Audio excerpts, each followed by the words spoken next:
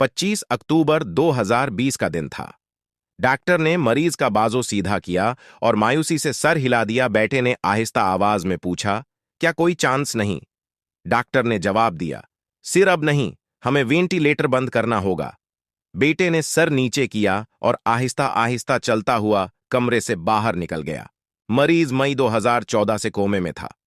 Table of contents साम सिंह के मालिक की अबरतनाक कहानी। मरीज की कहानी 1940 में शुरू हुई थी। इसके वालिद ने जनूबी कोरिया के शहर टाइगो में छोटी सी कंपनी बनाई। कोरियाई जबान में 3 सितारों को साम सिंह कहते हैं। कदीम रवायात के मुताबिक इकट्ठे तुलुआ होने वाले 3 सितारे कभी गुरूब नहीं होते। वालिद ली बेवंगचल ने खुश शगुनी के लिए कंपनी का नाम साम सिंह रख दिया। ये लोग शुरू में फ्रॉट और फ्रोजन फिश एक्सपोर्ट करते थे।